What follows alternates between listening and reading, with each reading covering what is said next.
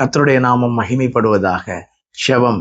இயேசு கிறிஸ்து கெத்செமனே தோட்டத்தில் இருக்கும்போது தம்முடைய சீஷர்களை பார்த்து என்ன சொன்னார் தெரியுமா? மத்தேயு 26:41 வாசிக்கிறோம். நீங்கள் சோதனைக்கு உட்படாதபடிக்கு விழித்திருந்து ஜெபம் பண்ணுங்கள். ஆவி உற்சாகம் உள்ளது, மாம்சமோ பலவீனம் உள்ளது என்று சொல்றார்ல. நாம் சோதனைக்கு உட்படாதபடிக்கு ஒரு ஜெயமுள்ள வாழ்க்கை வாழ வேண்டுமா? ஜெபம் மிகவும் அவசியம். இன்னைக்கு நிறைய பேர் பண்ற தப்பு என்ன தெரியுமா? சோதனையில மாட்டிட்டதுக்கு அப்புறம் தான் ஜெபம் பண்றாங்க. ஒரு பழமொழி இருக்குல்ல, prevention is better than cure. வருமுன் காப்பது நலம். நாம் சோதனை இல்லாமல் வாழ வேண்டும் என்றால் நம்முடைய வாழ்க்கையில ஜெபம் மிகவும் அவசியம். தானியேலுடைய வாழ்க்கையை பாருங்களேன். சிங்கக்கேபி அவனுக்கு முன்பாக ஆயத்தமாக இருக்கிறது. 6ஆம் அதிகாரத்தின் 10வது வசனத்தில் வாசிக்கிறோம்.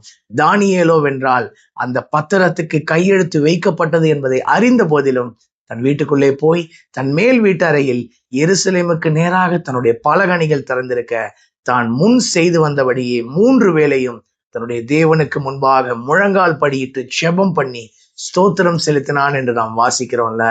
தானியேலை சிங்கக்கேபியில போட்டாங்க. ஆனா சிங்கங்கள் தானியேலை சேதப்படுத்தவில்லை. தானியேலுடைய காரியம் ஜெயமாக மாறியதற்கு காரணம் தானியேல் செய்த ஜெபம் இல்ல. தானியேல் ஒரு முறை சிங்கத்தை சந்தித்தான். ஆனால் அப்போஸ்தலனாகிய பேதுரு 1 பேதுரு 5:8 சொல்றாரு, தெளிந்த புத்தி உள்ளவர்களாயிருங்கள், விழித்திருங்கள், உங்கள் எதிராளியாகிய பிசாசானவன் கெர்ச்சிக்கிற சிங்கம் போல எவனை விழுங்கலாமோ என்று வகை தேடி சுற்றி கொண்டிருக்கிறான் என்று வாசிக்கிறோம்ல. தினமும் பிசாசானவன் சிங்கத்தை போல நம்மை வேட்டையாட எதிர்பார்த்து காத்து கொண்டிருக்கிறான். வாசற்படியிலே இருக்கிறான். ஆனால் மறுபுறத்தில் இயேசு கிறிஸ்து நன்மை செய்கிறவராக சுற்றி திரிகிறார். அப்போஸ்தலர் 10:38 வாசிக்கிறோம்ல. இந்த பக்கத்துல பிசாசு கெர்ச்சிக்கிற சிங்கம் போல எவனை விழுங்கலாமோ என்று வகை தேடி சுற்றி திரிகிறான்.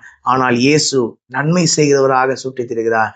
நாம் அவருடைய பாதத்தில் அமர்ந்து செபிக்கிறவர்களாக இருக்கிறோமா?